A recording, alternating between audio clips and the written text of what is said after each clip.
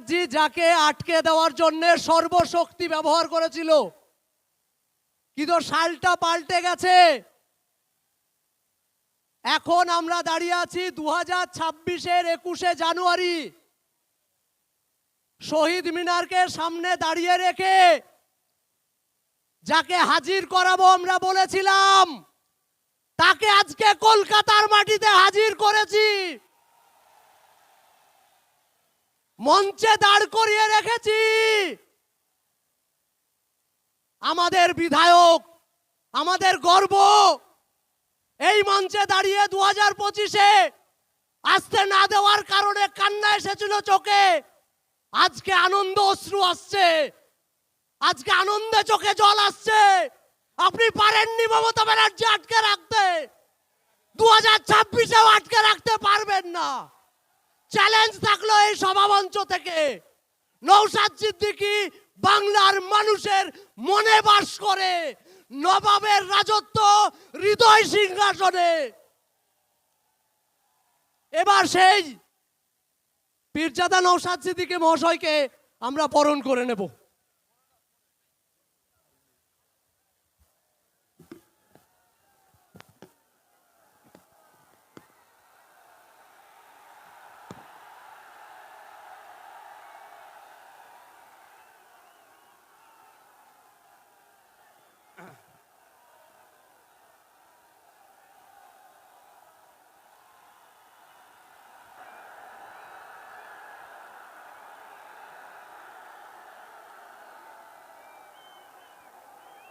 Hello, যে উদ্দীপনা উচ্ছ্বাস সবটাই কিন্তু আমাদের দলের প্রতিষ্ঠাতা প্রাণ পুরুষ পীরজাদা আব্বাস সিদ্দিকীর ভাইজানের কাছেই কিন্তু ক্রেডিট যাবে। ভাই, পেছনের লোকেরা একটু দেখছে, আপনারা বসে পড়ুন। যারা এই দূরে আছে একটু বসুন না, আপনাদের পেছনে তো বসা যাবে। ভাই বসে পড়ুন তো, ভাই বসুন। ওখানে যারা আছেন আমার সোজা যারা আছেন বসুন, যারা আছে বসে যান তো ভাই। আমাকে ওই মাইকটা দেন। আমার সোজাসুজি যারা আওয়াজ যারা যাচ্ছেন তারা বসেন ভাই। হ্যাঁ, না থাক। এই ভাই, মিডিয়ার বন্ধুদের সাথে কেউ মিডিয়ার বন্ধুদের সাথে কোনো খারাপ আচরণ করবেন না।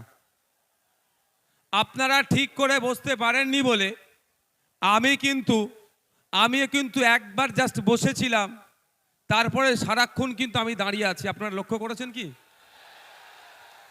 মিডিয়ার আমাদের বন্ধু মানুষ, সুতরাং মিডিয়ার বন্ধুদেরকেও তাদের কাজটা করতে দিন। আমি অনুরোধ করব, যারা মিডিয়ার ভাইরা, আপনাদের চেয়ার দেওয়া আছে, আপনারা বসুন। চেয়ার দেওয়া আছে, আপনারা বসুন। আপনাদের মেশিনটা ফিট করে দিয়ে আপনি বসে পড়ুন, চেয়ার দেওয়া আছে। ভাইয়া আপনি দাঁড়া যাও না, পিছে আদমি ডিস্টার্ব हो रहा है। এই তোমরা কথা বলছো কেন ভাই আমার? আপনি চলে আসেন না, জায়গা আছে বসে, চেয়ার দিচ্ছে। এই না এই একটা চেয়ার দাও তো, একটা চেয়ার দাও তো, একটা চেয়ার দাও, একটা চেয়ার আনতে পারছো না? आप साहब आप आ जाइए, এই চেয়ারটা দিয়ে দাও ভাই, দাও। এ ভাই, আপনার হয়েছে, আপনি বসেন না। আমি 10 মিনিট টাইম নেব আপনাদের কাছে। কারো অসুবিধা আছে? 10 মিনিট ধৈর্য ধরতে পারবেন তো? আমার পূর্বেকার বক্তারা আজকের এই অধিকার মহাসমাবেশ নিয়ে তাদের জ্ঞান গর্ব আলোচনা করেছেন। কেন আজকে আমরা শহীদ মিনারের ময়দানে এসে উপস্থিত হয়েছি আমাদের অধিকারের জন্য, সেই বিষয়ে তারা দীর্ঘক্ষণ চর্চা করেছে। আমি আপনাদের কিঞ্চিত বলবো, সাথে 2026-এর বার্তা আমরা দেব যে আগামী নির্বাচনে আমরা কি চাইছি, কি করতে চাইছি, সেটা এখানে যারা হাজার হাজার মানুষ উপস্থিত হয়েছেন এই বার্তা নিয়ে গিয়ে পাড়াতে পাড়াতে, মহল্লাতে মহল্লাতে, বুথে বুথে, চায়ের দোকান থেকে শুরু করে পাড়ার রকে, যে যেখানে, খেলার ময়দানে যে যেখানে থাকেন, এই বার্তাটা আমাদের পৌঁছে দিতে হবে আইএসএফ এর বার্তাকে। আমাদের আইএসএফ এর লক্ষ্য উদ্দেশ্য কি? আইএসএফ এর লক্ষ্য উদ্দেশ্য হচ্ছে যে সমাজ ব্যবস্থার পরিবর্তন করতে হবে। এক মফস্বল এলাকার মানুষ, সুন্দরবনের মানুষ, দার্জিলিং এর মানুষ, দিনাজপুরের মানুষ, মালদার মানুষ, বাঁকুড়ার মানুষ, বীরভূমের মানুষ, হুগলির প্রত্যন্ত গ্রামের একটি মানুষ কেন ট্রিটমেন্ট করতে গিয়ে কলকাতার সরকারি হসপিটালের দ্বারস্থ হতে হবে? Indian secular front alternative politics provide করছে। ইন্ডিয়ান সেকুলার ফ্রন্ট কল দিচ্ছে 2026 সালে যদি আমাদেরকে আপনারা সরকারে নিয়ে আসেন, আমরা এই 5 বছর একটা সরকারের সময় পাই, 5 বছর 5টা জেলাতে আমরা কলকাতার পিজি, এনআরএস, আরজি করের মতো স্টার হসপিটাল আমরা বানিয়ে দেব। তাহলে গ্রামের মানুষকে আর শহরে উপস্থিত হতে হবে না। আমরা কল দিচ্ছি আপনাদের। আজকে দেখলে দেখা যাবে শিক্ষা ব্যবস্থা তলানিতে চলে যাচ্ছে। 2012 থেকে 2024 এই সমকালে পশ্চিমবাংলায় প্রায় 25,000 প্রাইমারি স্কুল বন্ধ হয়ে গিয়েছে। তাই আজকে আমরা এই মঞ্চ থেকে ঘোষণা দিচ্ছি, শুধু বন্ধ হয়ে যাওয়া স্কুলগুলো চালু করা নয়, নতুন নতুন শিক্ষা প্রতিষ্ঠান হবে, কলেজ তৈরি হবে, নতুন নতুন শিক্ষা প্রতিষ্ঠান হবে, কলেজ তৈরি হবে, সাথে সাথে ইউনিভার্সিটিও তৈরি হবে। দুর্ভাগ্য আমাদের মুর্শিদাবাদ জেলা সারা ভারতবর্ষের পিছিয়ে থাকা জেলাগুলোর মধ্যে যদি আমরা খোঁজ করি, একটা জেলা পাবো মুর্শিদাবাদ জেলা। সেই জেলাতে এখনো পর্যন্ত একটা ফুল ফ্লেজের ইউনিভার্সিটি দেখতে পাচ্ছি না। আমরা শুধু মুর্শিদাবাদ জেলা নয়, 10 লক্ষ 20 লক্ষ মানুষের গড়ে প্রতিটা জায়গায় আমরা ইউনিভার্সিটি তৈরি করব। উচ্চ শিক্ষায় শিক্ষিত যাতে হতে পারে আমাদের সমাজের ছেলেরা, তার ব্যবস্থা আমরা করব যদি 2026 সালে বাংলার মানুষ আমাদেরকে সুযোগ দেয়। আপনাদের জানিয়ে রাখি, আজকের রাজ্য সরকার যে দ্বিচারিতা করছে সংখ্যালঘুদের সাথে, দলিতের সাথে, আদিবাসীর সাথে, সেই বঞ্চনা থেকে আমরা অবসান ঘটাবো। हमारे यहाँ पे प्यारे, हमारा सबका प्यारा बाबा साहेब अम्बेडकर जी का, उनका 3rd जनरेशन प्रकाश अम्बेडकर जी एसएचएन के। हम आपको बोलना चाहते हैं, बंगाल में जो अभी सरकार चल रहा है, सिर्फ नाम का सरकार चल रहा है, आखिर में सर्कस चला रहा है। क्योंकि यहाँ पे 100 पॉइंट रोस्टर के अनुसार से 22% दलित को जॉब मिलना चाहिए, लेकिन ऑफिशियल ये लोग 22% दलित को जॉब दे रहा है, लेकिन उसमें से 10% असली दलित नहीं है। फेक सर्टिफिकेट डाल के दलित का जहां है ये सरकार छीनना चाहते हैं। हम लोग का लड़ाई है 22% असली जो दलित है उनको जॉब मिले, वही लड़ाई हम लोगों का है। यहाँ पे 6% रिजर्वेशन है एसटी कम्युनिटी के लिए। दुख की बात है, बंगाल में 1 करोड़ आदिवासी नहीं है, लेकिन 1.5 करोड़ एसटी सर्टिफिकेट प्रोवाइड किया गया है। इसका मतलब यही होता है जे 6% जो है, जब उसमें से असली जो आदिवासी है उनको नहीं मिल रहा है, उसको छोड़ के जो नॉन आदिवासी है, जो आदिवासी के जो संरक्षण है, जो रिजर्वेशन है, उसमें से वो लोग खा जा रहे हैं। तो हमारा मंच इस दिन आज यहाँ से ऐलान करना चाहते हैं, अगर हम लोग सत्ते में आएंगे 22% जो दलित के लिए जॉब है, रिजर्वेशन उनको सही से मिलेगा, 6% जो आदिवासी के हैं वो मिलेगा। साथ में रंगनाथ मिश्रा जी का जो कमीशन है, बैकवर्ड क्लास का जो माइनॉरिटी मुस्लिम है उनका जो 10% देने के लिए बोला है, हम लोग देंगे। 100টা চাকরি হলে 10টা অনগ্রসর মুসলমান চাকরি পাবে, 22টা দলিত চাকরি পাবে, 6 জন আদিবাসী পাবে প্রকৃত। এর ব্যবস্থা আমরা করব যদি 2026 সালে আমাদেরকে নিয়ে আসা হয়, আমরা করব। আমরা এই মঞ্চ থেকে কি বলছি, আমাদের অধিকার পরিযায়ী শ্রমিকের অধিকার। ইন্টার স্টেট মাইগ্রেন্ট লেবারস অ্যাক্ট 1979 কেন্দ্র সরকারের আইন, এই মাইগ্রেন্ট লেবারদের এই যারা নানান রকম অত্যাচার অনাচার হচ্ছে এইগুলো বন্ধের জন্য। কিন্তু দুর্ভাগ্য আজকে এখানে যারা উপস্থিত হয়েছেন, মুর্শিদাবাদ, মালদা, দিনাজপুর রাজ্যের বিভিন্ন জায়গা থেকে এসেছেন, যাদের অনেকের বাড়ির লেবার ছেলেরা মাইগ্রেন্ট লেবার হয়ে ভিন্ন রাজ্যে কাজ করছেন, আপনাদেরকে জানানো হয়নি inter state migrant labour act 1979টা কি, ওখানে প্রত্যেকটা যে মাইগ্রেন্ট লেবার আছে তার অধিকার সুরক্ষিত আছে। কিন্তু দুর্ভাগ্য আমাদের ওই আইন বইয়ের পাতাতে সুরক্ষিত আছে, বাস্তবে কিন্তু আমার শ্রমিকরা সুরক্ষিত নয়। তাই আপনাদের বলবো, যদি আপনারা আমাদেরকে সুযোগ দেন 2026-এর জন্য, শুধু আপনারা নয়, আপনারা আজকে বাড়ি যাবেন, বাড়ি গিয়ে মহল্লাতে, ক্লাবে, মাঠে, ময়দানে, হাটে বাজারে, যে বাসে ঘাটে যেখানেই যাবেন, একটাই কথা যে আইএসএফকে এবার সুযোগ দেওয়া হোক। আইএসএফ এই চোর ডাকাত গুন্ডা মস্তানগুলোকে সরিয়ে দিয়ে সুষ্ঠু সমাজ ব্যবস্থা নিয়ে আসবে। যে এই সমাজ ব্যবস্থায় সরকারি কর্মচারীরা তার হকের দিয়ে পাবে কেন্দ্রীয় সমাহারে, যে সমাজ ব্যবস্থায় শূন্য পদগুলো পূরণ হবে, বেকারত্ব দূরে সরানো হবে, যেই সমাজ ব্যবস্থায় আনিসের বিচার হবে, তামান্নার বিচার হবে, তিলোত্তমার বিচার হবে, যে সমাজ ব্যবস্থায় নারীরা তার অধিকার পাবে, যে সমাজ ব্যবস্থায় কৃষক তার উৎপাদিত ফসলের দাম পাবে, যে সমাজ ব্যবস্থায় আমি আপনি মেহনত করছি, আমার আপনার শ্রমের মূল্যায়ন হচ্ছে না, এই শ্রমের মূল্যায়ন হবে, মিনিমাম ওয়েজেসটা আমরা বাড়াবার ব্যবস্থা করব। যে এই সমাজ ব্যবস্থায় নারীদের হাতে শুধু 1012 টাকা তুলে দিও নয়, নারীদেরকে ক্ষমতায়ন করতে গেলে আমরা মনে করি কম করে 5000 টাকার ব্যবস্থা করতে হবে। সেই সমাজ ব্যবস্থা আমরা নিয়ে আসবো। তবে হ্যাঁ, 5000 টাকা দেওয়ার সাথে সাথে রাজ্য কিছু কাজ বুঝে নেবে।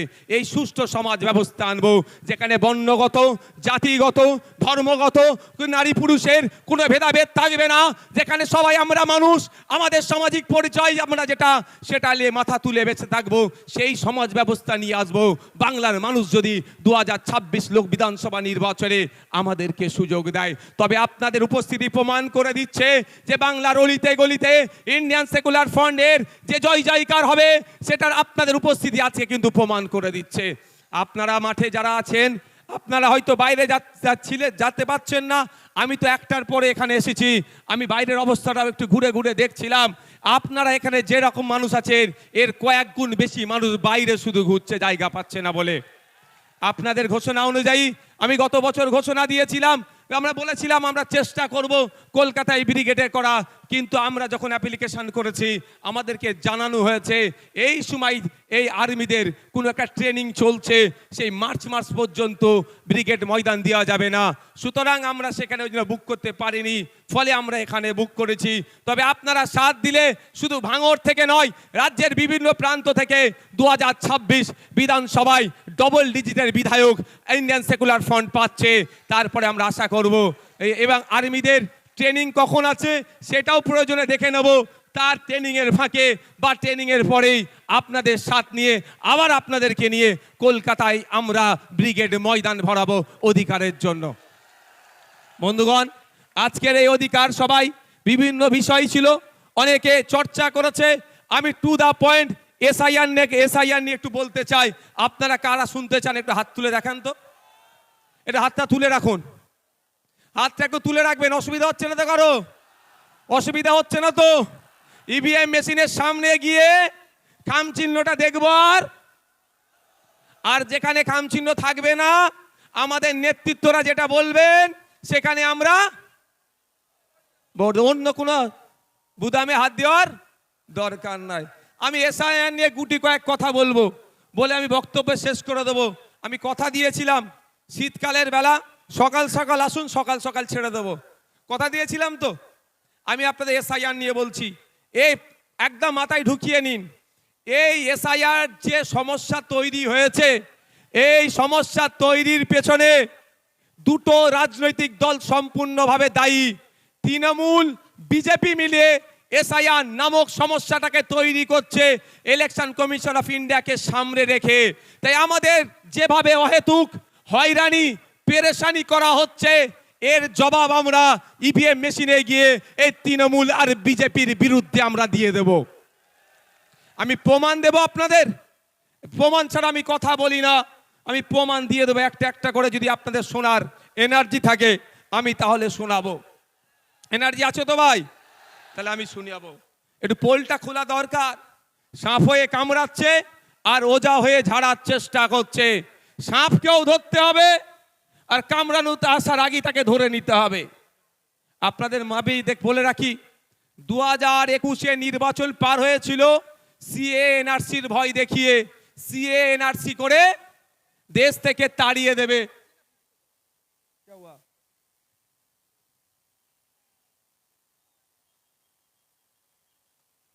সংগ্রামী যৌথ মঞ্চে যে মঞ্চ আছে তার উপরে ছেলেরা উঠে গেছে, না যাও ভাই, এই উপরে যারা উঠেছে না যাও, একদম একদম নেমে যাও, এটা অনৈতিক কাজ, নেমে পড়ো চাল থেকে। শোনেন ভাই, এদিকে তাকান, 2021 সালে নির্বাচন কি দেখিয়ে পার হয়েছিল? বিজেপি বলেছিল এসআইআর করে তাড়িয়ে দেবো, এই বিজেপি বলেছে এনআরসি সিএ করে তাড়িয়ে দেবো। আর মমতা ব্যানার্জির দলেরা কি বলেছিল? যে তাড়াতে পারবে না, আমরা আছি। এখন বলুন, এই 2026-এ নির্বাচন আসছে, এসআইআর করে ভোটাধিকার কেড়ে নেব গল্প শোনাচ্ছে শুভেন্দু অধিকারী, আর মমতা ব্যানার্জি ফিক ফিক করে এসে বলছে আমি থাকতে এসআইআর হতে দেব না। অলরেডি কাগজ নিয়ে আপনাকে আমাকে ছুটাছুটি করতে হচ্ছে, আমার নামও নোটিশ এসে গিয়েছে। নোবেল জয়ী বিখ্যাত মানুষ অমর্ত্য সেন্সারের নামেও অপদার্থ কমিশন নোটিশ পাঠিয়েছে এই বিজেপি তৃণমূলের পাল্লায় পড়ে। শুধু তাই নয়, স্বাধীনতা সংগ্রামী, মুক্তিযোদ্ধা, বীর, ভারতবর্ষের অন্যতম শ্রেষ্ঠ আইকনিক ব্যক্তি, তার নাম নেতাজি সুভাষচন্দ্র বোস, নেতাজি সুভাষচন্দ্র স্যারের পরিবারকেও এই নোটিশ পাঠিয়েছে। তাই আপনাদের বলবো, 2026-এর বৈতরণী পার করার জন্য তৃণমূল আর বিজেপি এসআইআর নামক এই সমস্যাটার অবতরণ করেছে। তাই আপনাদের বলবো, এই সমস্যাতে অহেতুক হয়রানি করার চেষ্টা হচ্ছে, তবে আপনি আতঙ্কিত হবেন না। দিন দেওয়ানে বলেছিলাম স্বচ্ছ এসআইআর করলে সহযোগিতা করব, আজকেও বলছি স্বচ্ছ এসআইআর মিন্স ভোটার লিস্ট স্বচ্ছ হোক, মৃত ভোটারের নাম বাদ যাবে, একাধিক জায়গায় ভোটার লিস্টে নাম উঠেছে বাদ যাবে, যার অস্তিত্ব নেই সেই ভোটারের নাম বাদ যাবে, প্রয়োজনে আমরা সহযোগিতা করব। কিন্তু স্বচ্ছতার নামে নির্বাচন কমিশন যে অহেতুক হয়রানি করছে, এর জবাব দেওয়ার জন্য প্রশ্ন করেছিলাম আমরা নির্বাচন কমিশনে।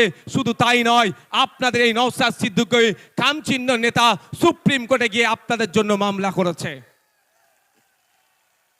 আপনাদের বলে রাখি, দুটো কাজ এই মুহূর্তে মমতা ব্যানার্জি যদি করে, দুটো কাজ যদি এই মুহূর্তে মমতা ব্যানার্জি করে, হয়রানিও বন্ধ হবে, আতঙ্কিত হবেন না। দুটো কাজ কি কি বলে দিচ্ছি, শর্ট টাইম, আমি বেশিক্ষণ বলবো না, বলেছি আপনাদের। প্রথম কাজ হচ্ছে ওয়াল পার্টি মিটিং ডাকা। মমতা ব্যানার্জি ওয়াল পার্টি মিটিং ডাকুক, সমস্ত রাজনৈতিক দলের নেতাদেরকে ডাকুক। যেই পরিস্থিতি বাংলার স্বাধীনতা সংগ্রামী পরিবার থেকে শুরু করে, পীর পরিবার থেকে শুরু করে, বিভিন্ন ধর্মীয় পরিবার থেকে শুরু করে, বিভিন্ন যাদের সামাজিক প্রভাব প্রতিপত্তি আছে, সব সমেত সাধারণ মানুষদেরকে অহেতুক হয়রানি হচ্ছে, এই হয়রানি বন্ধ আমাদের করতে হবে। অল পার্টি মিটিং ডাকা দরকার। কেমন অল পার্টি মিটিং আপনাদের জানিয়ে রাখি, বর্বর পাকিস্তানিরা যখন এসে পেহেলগাঁওতে আমাদের দেশের নাগরিককে খুন করলো, সেই সময় অল পার্টি মিটিং ভারত সরকার ডেকেছিল। সেই সময় কংগ্রেসের পক্ষ থেকে বলেছিল পাকিস্তানের বিরুদ্ধে অল আউট যাও, আমাদের কোনো অবজেকশন নাই। আজকে মমতা ব্যানার্জি যদি অল পার্টি মিটিং ডাকে, মমতা ব্যানার্জি ডাকে কেউ আসুক আর নাই আসুক, ইন্ডিয়ান সেকুলার ফ্রন্ট যাবে বাংলার নাগরিকদের সাথে, সেখানে গিয়ে বলবে স্বচ্ছতার সাথে যে কাজ পশ্চিমবাংলা সরকার করতে চাই আমরা প্রস্তুত আছি বাংলার মানুষের জন্য। করবে, তাহলে আপনি আতঙ্কিত মুক্ত হবেন তো ভাই? কিন্তু চাই না আপনি আতঙ্কিত মুক্ত হন মমতা ব্যানার্জির দলেরা। এরা চাই আপনি পেরেশানে থাকুন। আপনি পেরেশানে থাকলে প্রশ্ন করতে পারবেন না মাদ্রাসায় টিচার নেই কেন। আজকে দেখুন কলকাতায় গতকালকে খোঁজ নিয়ে দেখুন প্রায় 33 দিন এই ঠান্ডাতে তারা পড়ে আছে, আনএডেড টিচারগুলো। এমএসকেএসএসকে টিচারদের সাম্মানিকটা ঠিকঠাক পাচ্ছে না। মাদ্রাসায় 10,000 শূন্য পদ হয়ে গেছে, পরিকাঠামো ধ্বংস হয়ে গেছে, স্কুলে টিচার নাই, হাই স্কুলে টিচার নাই, শিক্ষার পরিকাঠামো ধ্বংস হয়ে গেছে। আপনি এটা প্রশ্ন করবেন না এসআইআর এর কাগজ নিয়ে ছুটাছুটি করবেন? এই ছুটাছুটি করার জন্য আপনাকে এই পদক্ষেপগুলো গ্রহণ করছে না। দ্বিতীয় হচ্ছে বিধানসভায় নিন্দা প্রস্তাব পাস করানো হোক। বিধানসভায় নিন্দা প্রস্তাব পাস করানো হোক। যেভাবে অহেতুক হয়রানি করা হচ্ছে এটা অত্যন্ত নিন্দাজনক কাজ। সেখানে নিন্দা প্রস্তাব পোস্ট করানো হোক, সেই নিন্দা প্রস্তাবের কপিটা ইলেকশন কমিশন অফ ইন্ডিয়াকে দিক, আর যে সরকার একটা মামলা করুক সেই মামলাতে কপিটা অ্যাটাচ করে দিক। নিশ্চিতভাবে সুপ্রিম কোর্ট এটার প্রতি বিবেচনা করবে, কারণ বিধানসভার মধ্যে নিন্দা প্রস্তাব পাস করানো মানে পুরো পশ্চিমবাংলার মানুষ এটাকে নিন্দা করছে, এই অহেতুক হয়রানিকে। এটা করবে মমতা ব্যানার্জির সরকার? আওয়াজ দিন একটু। কেন করবে না? পেরেশান তো হচ্ছে দলিত, সব থেকে বেশি পেরেশানি হচ্ছে মুসলমান, তারপরে দলিত, তারপরে আদিবাসী। তাই মুসলমানকে তো বড় মানুষ মনে করে না, শুধু ভোটার মনে করে, আর ক্যাপটিভ ভোট ব্যাংক হিসাবে রাখতে চায়। তাই আপনাদের বলবো, দিকে দিকে আওয়াজ তুলতে হবে, বলতে হবে ইমিডিয়েট পশ্চিমবাংলা সরকারকে এ দুটো কাজ করা দরকার। এক, অল পার্টি মিটিং ডাকা, দ্বিতীয় হচ্ছে বিধানসভায় নিন্দা প্রস্তাব পাস করানো। এরপরও আপনাদের বলছি, আমার উপরে কেন এদের রাগ বুঝতে পেরেছেন? ৭৭টাকে নিয়ে কিছু নয়, নওশাদকেই হারাতে হবে। কারণ আমি তো এদের পয়েন্টে পয়েন্টে এদের ভুলগুলো ধরিয়ে দিই, ওই জন্য ওদের জয়েন্টে জয়েন্টে ব্যথাটা করে যায়। আমি তো বলছি আপনাকে, দেখবেন যাদের বাড়ি ফর্ম গেছে, ফর্মের সাথে আর একটা এক্সট্রা এই হিয়ারিং এর নোটিশ গেছে, হিয়ারিং এর নোটিশের সাথে আর একটা কাগজ গিয়েছে। সেই হিয়ারিং এর নোটিশের সাথে একটা যে কাগজ গিয়েছে, সেখানে 13টা ডকুমেন্টসের কথা বলা হচ্ছে। যাদেরকে হিয়ারিং এ ডাকা হচ্ছে, এই 13টা ডকুমেন্টসের মধ্যে কোনো একটা ডকুমেন্ট সাবমিট করলে তার হিয়ারিংটা সে পজিটিভ হয়ে যাবে, অর্থাৎ তার অসুবিধা হবে না। এটা বলছো তো? আচ্ছা, আমরা এই এসআইআর নিয়ে এত দুটো মেনলি সমস্যার সম্মুখীন হতে হচ্ছে আমাদের। একটা, টাইম লস হচ্ছে, দাঁড়াতে হচ্ছে, অব্যবস্থা। ওখানে এই গেটের ওখান থেকে সরে যাও তো, এই গেটের ওখান থেকে সরে যাও, গেট থেকে সরে যাও, দেখতে পাচ্ছ না? এই সবার উপরে উঠে বসুন, নিচে বসুন না, বসুন। দুটো জিনিস হচ্ছে তো ভাই, একটা কি আমার অযথা টাইম দিতে হচ্ছে, ওখানে অব্যবস্থা, ওখানে ঠিকঠাক ব্যবস্থা আমরা পাচ্ছি না, ঘন্টার পর ঘন্টা লাইনে গিয়ে দাঁড়াতে হচ্ছে। দ্বিতীয় হচ্ছে আমি আতঙ্কিত, তাই তো ভাই, যে আমার কি হবে। কিন্তু এই 13টা ডকুমেন্টসের মধ্যে যদি কারো একটা ডকুমেন্টস থাকে, সে আতঙ্ক মুক্ত। আমি ঠিক কথা বলছি তো ভাই? আমি ভাই আতঙ্কিত নই আমার হাতে নোটিশ পাঠিয়েছে বলে। কেন বলুন তো? আর্টিকেল 326, আমার ভোটদানের স্বাধীনতা। 18 বছরের ঊর্ধ্বে হলে আমি ভোট দিতে পারবো, আমি ভারতীয় নাগরিক, আমার এটা কেউ কেড়ে নিতে পারবে না। কারো আশীর্বাদে যেমন কেউ অন্যায়ভাবে রাখতে পারবে না, কারো অভিশাপে কেউ অন্যায়ভাবে কেড়ে নিতে পারবে না। যাক, আমি আপনাদের বলি, এই নোটিশের 6 নম্বর পয়েন্টটা দেখুন কি লেখা আছে। 6 নম্বর বলা হচ্ছে, রাজ্যের উপযুক্ত কর্তৃপক্ষ প্রদত্ত স্থায়ী বসবাসের প্রমাণপত্র বা শংসাপত্র, অর্থাৎ পশ্চিমবাংলা সরকার তার কর্তৃপক্ষকে দিয়ে আপনার হাতে যদি রেসিডেন্স সার্টিফিকেট তুলে দেয়, তাহলে আপনি হিয়ারিং এর নোটিশে গিয়ে ওটা দিলেই আপনি হিয়ারিং, আপনার কোনো আর চিন্তার কারণ থাকবে না। কিন্তু সরকার একবারও এটা দেবে বলেছে? একবারও বলেছে যে তোমরা হয়রানি হয়েও না, তোমরা আতঙ্কিত হয়ে না, আমি তোমাদের সরকার, যে আমি তোমাদের ব্যবস্থা করে দেবো। তাই আপনাদের বলি, আপনারা 2021 সালে অনেকে ভাঙড় ছাড়া, অনেকে কি হবে না হবে ভেবে ভোট দিবার ইচ্ছা গেলেও ভোট দেননি। কিন্তু আপনাদের বলছি, আজকে যদি এটা সংযুক্ত মোর্চার সরকার চলতো, তাহলে এই হয়রানি হতো না। তারপরেও যদি হয়রানি করার চেষ্টা করতো, আমরা বাড়িতে বাড়িতে এই রেসিডেন্স সার্টিফিকেটটা তৈরি করে পৌঁছে দিতাম। বাড়িতে থাকো, তোমার বাড়িতে আমরা কাগজ পৌঁছে দেবো। রাজ্য সরকার চাইলে যেভাবে দুয়ারে সরকার করছে, সেরকম বাড়িতে সরকার পৌঁছে দিতে পারতো, খামে ভরে, এনাও তোমার রেসিডেন্স সার্টিফিকেট, যাও তুমি গিয়ে হিয়ারিং এর টেবিলে দাও, তোমার হিয়ারিং পাস হয়ে যাবে, তোমার ভয় নেই। এটা করেছে রাজ্য সরকার? এটা জানতে হবে। আমি প্রথমেই বলি, শুভেন্দু অধিকারী আমাকে আপনাকে ভোটাধিকার কেড়ে নেওয়ার চক্রান্ত করছে। তাহলে চক্রান্ত করলে চক্রান্তের জবাব দিতে হবে তো। কেউ যদি বুনোহল হয়, তাহলে বাঘা তেঁতুল হতে হবে তো ভাই। তো বাঘা তেঁতুলের ভূমিকা দেখতে পাচ্ছি না। তারপরে চলে আসুন 10 নম্বর পয়েন্টে বলছে, রাজ্য স্থানীয় কর্তৃপক্ষের দ্বারা তৈরি পারিবারিক রেজিস্টার্ড, রাজ্য বা স্থানীয় কর্তৃপক্ষের দ্বারা তৈরি পারিবারিক রেজিস্টার্ড। 2011 সালে আইসিডিএস কর্মীদের দিয়ে তথ্য তোলা হয়েছিল, এই পারিবারিক রেজিস্টার্ড সেখানে আছে। এই তথ্যটা উঠে প্রথমে গিয়েছিল পঞ্চায়েতে, পঞ্চায়েত থেকে রাজ্যে গিয়েছিল। তাহলে আপনারা বলুন, এই তথ্যটা অলরেডি প্রতিটা পঞ্চায়েতে আছে। এই 10 নম্বর পয়েন্টটা যেটা চেয়েছে এর উত্তর, অর্থাৎ এই যে কাগজ চেয়েছে এই কাগজটা প্রতিটা পঞ্চায়েতে আছে। রাজ্য সরকার 2023-এর পঞ্চায়েত নির্বাচনে একছত্র ভোট লুট করেছে। সেই ভোট লুট করতে গিয়ে আমরা আমাদের ভাঙড়ের 3 ভাইকে হারিয়েছি। শহীদ মহিউদ্দিন, শহীদ হাসান, শহীদ রেজাউল গাজী, 3 জনকে হারিয়েছি। শুধু নয়, সারা রাজ্যে আমাদের কর্মীদের উপর অত্যাচার করে তারা অবৈধ পন্থা অবলম্বন করে আজকে তারা পঞ্চায়েতের ক্ষমতায় বসে আছে, পঞ্চায়েত চালাচ্ছে। সেই পঞ্চায়েতের মাধ্যমেই যদি প্রতিটা বাড়িতে বাড়িতে এই তথ্যটা 10 নম্বর যে পয়েন্ট আছে পারিবারিক রেজিস্টার যদি পৌঁছে দেয়, ওটা নিয়ে আপনি যখনই হিয়ারিং এর টেবিলে যাবেন আপনাকে অফিসার আর কিছু দ্বিতীয় প্রশ্ন করার সুযোগ পাবে না। ওটা জমা দেবেন, জমা দেওয়ার পরে আপনার হিয়ারিং কমপ্লিট হয়ে যাবে।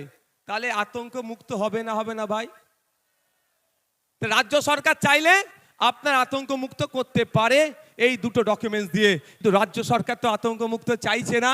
যদি আতঙ্ক মুক্ত চাইতো, কুরআন শরীফকে নিয়ে যে অসীম সরকার কুভাষায় কথা বলেছে তাকে ধরে এতক্ষণ জেলের মধ্যে রাখতো, পুলিশ সুমোটো করতো, তার বিরুদ্ধে ব্যবস্থা নিয়ে তো দূরের কথা, প্রায় 900 মতো অভিযোগ জমা পড়েছে, এখনো একটাও এফআইআর হিসাবে ট্রিট করেনি এই রাজ্য সরকার। তার মানে বোঝা যাচ্ছে আপনাকে আমাকে কি নজরে দেখে। তবে রাজ্য সরকার এফআইআর হিসাবে ট্রিট করেনি বলে ভাঙড়ের বিধায়ক নওশাদ সিদ্দিকী চুপ থাকবে না। আমি কোর্টে যাচ্ছি 156 সাব ক্লাস 3 দিয়ে আমি কোর্ট থেকে মামলা করছি এই অসীম সরকারের বিরুদ্ধে।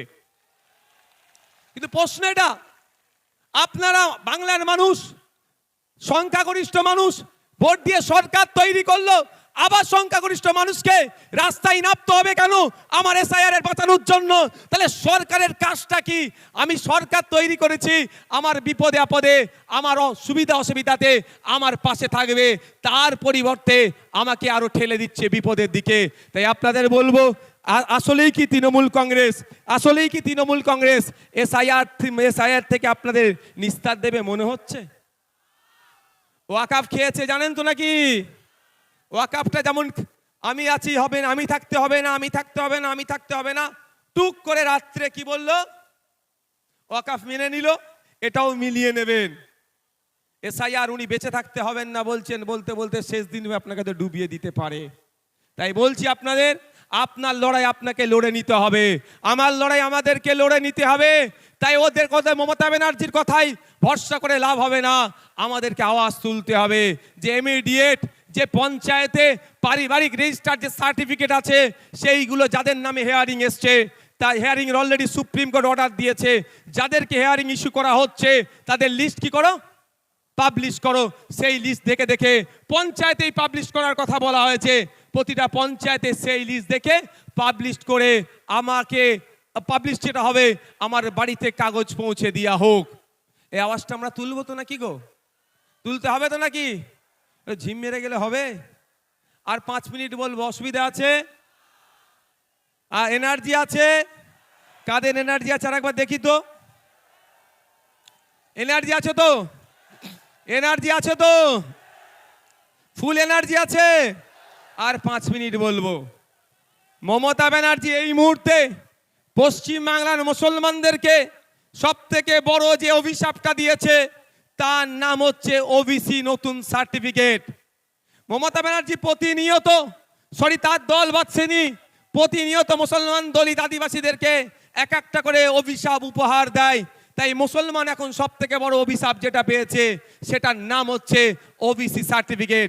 এই ওবিসি সার্টিফিকেট নাম কা অস্তে থাকবে, ছিঁড়ে ফেলে দেওয়া, বাড়িতে রেখে দেওয়া আর সার্টিফিকেট রাখা একই হবে। কারণ কলে কৌশলে মুসলমানদের শুধু নাম কষ্টে সার্টিফিকেটটা রাখতে চাইছে। যেভাবে মেসিকে দেখতে আসলো, টিকিট কাটলো, বাড়িতে ঢুকলো, তারপরে কি হলো, আপনার স্টেডিয়ামে ঢুকলো, মেসিকে দেখতে পেল না। আপনার হাতে সার্টিফিকেট থাকবে, ফর্ম ফিল আপ করবেন, পরীক্ষায় বসবেন, রিটেনে পাস করবেন, ভাইতে গিয়ে ভাইবার পরে যখন লিস্ট বার হবে আপনি সংরক্ষিত কোটায় আর চাকরি পাবেন না। এই গ্যাড়া কলটা মমতা ব্যানার্জি সরকার করেছে, তৃণমূলের সরকার করেছে। তাই আপনাদের বলবো এর বিরুদ্ধে আমাদের লড়াই করতে হবে। আমাদের লড়াই ফেক এসটি এসসি সার্টিফিকেটের বিরুদ্ধে। প্রকৃত যিনি দলিত সে চাকরি পাচ্ছে না, প্রকৃত যিনি আদিবাসী সে চাকরি পাচ্ছে না, প্রকৃত যে অনগ্রসর শ্রেণীর মুসলমান সে চাকরি পাচ্ছে না। এর বিরুদ্ধে আমাদের লড়াই। যারা প্রকৃত অর্থে চাকরির প্রয়োজন, উচ্চশিক্ষায় সংরক্ষণের প্রয়োজন, তাদেরকে ক্ষমতায় নিয়ে আসতে হবে। তাই আপনাদের বার্তা দিচ্ছি, আপনারা যদি আমাদের সুযোগ দেন আমরা নিয়ে আসবো। তবে একটা কথা বলি, মমতা ব্যানার্জির বিশ্বাস হচ্ছে না আমার তিনি এসআইআর এর বিরুদ্ধে সত্যিকারের লড়াই করবেন। বাসন্তীতে হেয়ারিং এর পরে আপনার রিসিভ দিচ্ছিল না, আমাদের কর্মীরা গিয়ে আন্দোলন করে রিসিভ যখন দেওয়ালো তার কিছুক্ষণের মধ্যে পুলিশকে পাঠিয়ে তৃণমূলের নেতা এসে আমাদের কর্মীদের ওখান থেকে সরিয়ে দিল। এটা মানে কি? রিসিভ দেওয়া তো ভালো কথা, তারপরে খবর পেলাম আর রিসিভ দিচ্ছে না। তাহলে এই যে চক্রান্ত বিজেপি করছে সেই চক্রান্তের সাথে কিন্তু তৃণমূলও একইভাবে যুক্ত আছে। তাই এই চক্রান্তের জবাব আমাদেরকে গণতান্ত্রিক প্রক্রিয়া দিতে হবে। গতকালকে দেখছিলাম সিপিএম এর এক সিনিয়র লিডারের মেরে মুখটুক ফাটিয়ে দিয়েছে। অভিযোগটা কি? তার অপরাধটা কি? যে এসআইআর এর নামে যে অহেতুক নাগরিক হয়রানি হচ্ছে এর বন্ধের জন্য ডেপুটেশন দিতে গিয়েছিল। তাহলে নাগরিক হয়রানি বন্ধের জন্য ডেপুটেশন দিলে যদি অহেতুক পেরেশানি করে, এই তৃণমূল যদি আক্রমণ করে, প্রকৃত অর্থে তৃণমূল কি এর বিরুদ্ধে আছে? আজকের প্রোগ্রাম আমরা এবার একদম শেষের দিকে এসেছি, আমরা শেষ করব। শেষ করতে আগে আপনারা আস্তে আস্তে বিদায় নেন, যেতে যেতে মাইকের আওয়াজ পাবেন।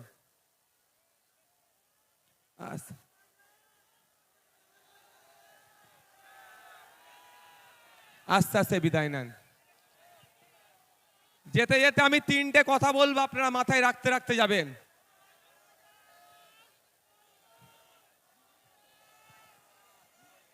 তিনটে কথা বলবো, মাথায় রাখতে রাখতে যাবেন। প্রথম কথা, আমি আবারও বলছি, প্রতিটা স্টেজ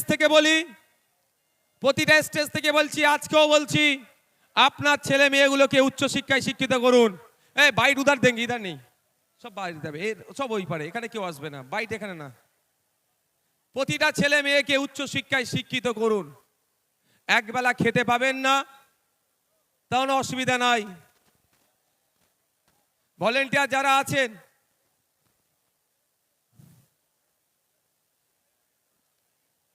উচ্চশিক্ষায় শিক্ষিত করুন। দ্বিতীয় কথা, ভাই শুনো না, এর মধ্যে কোনো ইন্টারভিউ দেবো না দাদা আমার। দ্বিতীয় কথা, রাজনৈতিক সৌজন্যতা বজায় রাখবেন। রাজনীতির জন্য মারামারি হানাহানিতে জড়াবেন না। তৃতীয় কথা, ল অ্যান্ড অর্ডার হাতে তুলে নেবেন না। Law and order situation create হোক এই কাজ করবেন না। প্রশাসনকে আপনারা সহযোগিতা করবেন। আর একটা কথা বলবো, আপনারা কি শুনতে প্রস্তুত আছেন? একটু হাত তুলুন তো যারা শুনবেন। একটা চ্যালেঞ্জ এখান থেকে দিয়ে রাখছি, তৃণমূলের বন্ধুরা আইএসএফ এর সাথে রাজনৈতিকভাবে পেরে উঠতে পারছে না। আইএসএফ এর বিশ্বজিৎ দা, শামসুর আলী মল্লিক, তাপস দা, নাসিরউদ্দিন মীর সাহেব থেকে শুরু করে, লক্ষ্মীকান্ত হাসদা থেকে শুরু করে, কুতুব ভাই থেকে শুরু করে, আর জামির ভাই থেকে শুরু করে, সাবির দা থেকে শুরু করে, যে নেতৃত্ব আছে এবং বুথ লেভেল পর্যন্ত যে নেতৃত্বরা আছে, তাদের সাথে যুক্তি তর্কে পেরে উঠতে পারছে না। তারা বলছে যে ভোট কেটে নাকি বিজেপির সুবিধা হবে। আজকের এই শহীদ মিনার ময়দান থেকে তৃণমূলের সুপ্রিমোকে চ্যালেঞ্জ দিচ্ছি, একটা এগ্রিমেন্ট হোক, যে এগ্রিমেন্টে পীরজাদা আব্বাস সিদ্দিকী আইএসএফ এর প্রতিষ্ঠাতা সই করবে, আর তৃণমূলের প্রতিষ্ঠাতা সম্মানীয় মাননীয় মমতা ব্যানার্জি সই করবেন। সেখানে আব্বাস ভাইজান লিখবেন, আইএসএফ যেখানে যেখানে প্রার্থী দেবে, ভোট কেটে যদি বিজেপি আসে তার দায়ভার আইএসএফ নেবে, তৃণমূল যা শাস্তি দেবে মাথা পেতে মেনে নেবে। আর সে এগ্রিমেন্ট পেপারে মমতা ব্যানার্জিকে লিখে সই করতে হবে, তৃণমূল যেখানে যেখানে প্রার্থী দেবে, ভোট কেটে যদি বিজেপি আসে তার দায়ভার তৃণমূলের উপরে বর্তাবে, আর আইএসএফ যা শাস্তি দেবে গণতান্ত্রিক প্রক্রিয়ায় তৃণমূলকে মেনে নিতে হবে। এই চ্যালেঞ্জটা আজকে শহীদ মিনার ময়দান থেকে দিয়ে রাখলাম। তাহলে বোঝা যাবে বিজেপিকে আটকানোর জন্য কে কারা ফোরফ্রন্টে এসে এগিয়ে এসে লড়াই করছে। আমরা আদর্শগত বিজেপি এবং আরএসএস এর বিরুদ্ধে আমাদের পূর্বেকার বক্তা শ্রদ্ধেয় সম্মানীয় বাবা সাহেব আম্বেদকরের নাতি যে কথা বলেছেন, একদম আমরা আদর্শগতভাবে বিজেপি আরএসএস এর বিরুদ্ধে গণতান্ত্রিক প্রক্রিয়া আমরা লড়াই সংগ্রাম জারি রাখবো। কিন্তু বাংলাতে এই বিজেপিকে যারা জায়গা করে দিচ্ছে, যেই তৃণমূল ফ্রন্টে নিয়ে এসে লড়াই করছে, তাদের বিরুদ্ধেও কোনো অংশে লড়াই জারি কম আমরা রাখবো না। ধন্যবাদ সকলকে। আস্তে আস্তে বিদায় নিন আপনারা। অনুরোধ করব, যেভাবে শৃঙ্খলার সাথে আপনারা এসেছেন একইভাবে শৃঙ্খলার সাথে আপনারা যাবেন। প্রশাসনের বন্ধুরা আপনাদেরকে যেভাবে আসার পথে সহযোগিতা করেছে, যাওয়ার পথে ট্রাফিক থেকে সমস্ত বিষয় সহযোগিতা করবে। তাদের দেখানো ট্রাফিকিং যে ট্রাফিক যারা তারা যা মেনটেন করছে যেভাবে, সেই রকমভাবে আপনারা যাবেন। আমি ধন্যবাদ জানাই আজকের এই মহতী অধিকার মহাসভায় যারা উপস্থিত হয়েছেন তাদের প্রত্যেককে ধন্যবাদ জানাই। এই মাঠটা আর্মিদের কর্তৃপক্ষকে যারা আমাদেরকে ব্যবহারের জন্য দিয়েছে ধন্যবাদ জানাই। কলকাতা পুলিশের এবং রাজ্য প্রশাসনকে যারা আমাদেরকে, তারা ল অ্যান্ড অর্ডার যারা দেখে, তারা আমাদেরকে সহযোগিতা করেছে ধন্যবাদ জানাই। আমাদের রাজ্য কমিটির নেতৃত্ব, জেলা কমিটির নেতৃত্ব, অঞ্চল কমিটির নেতৃত্ব, বিভিন্ন স্তরের নেতৃত্ব, যাদের উদ্যোগে আজকে এই মহাসমাবেশ সাফল্যের চূড়ান্ত পর্যায়ে পৌঁছাতে সহযোগিতা পেয়েছে ধন্যবাদ জানাই। আজকের এই প্রোগ্রামের অন্যতম প্রধান অতিথি শ্রদ্ধেয় সম্মানীয় বাবা সাহেব আম্বেদকরের তৃতীয় প্রজন্ম, আমাদের সকলের ভালোবাসার শ্রদ্ধেয়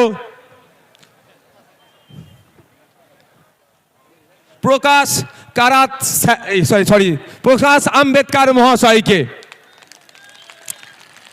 ধন্যবাদ জানাই। মিডিয়ার বন্ধুদের যাদের সহযোগিতায়, যাদের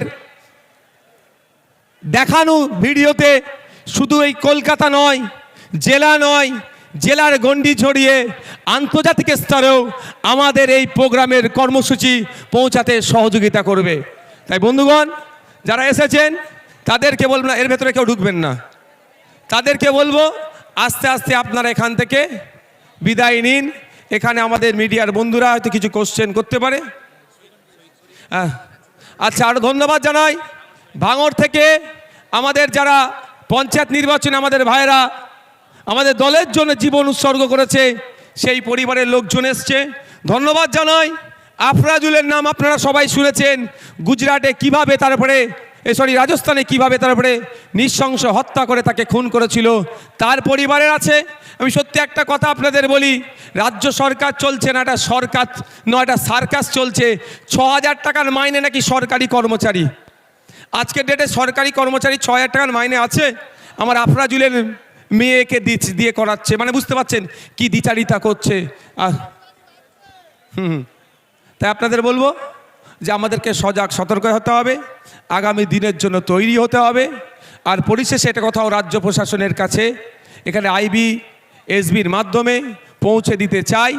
দেখুন, আমরা গান্ধীজির অহিংসার পথকে অবলম্বন করি, মানে এ নয় যে নেতাজি সুভাষচন্দ্র বোসকে আমরা ভুলে গেছি, এটাও আপনাদের কিন্তু মাথায় রাখবেন। আমরা শান্তির পক্ষে ছিলাম, আগামী দিনেও থাকব।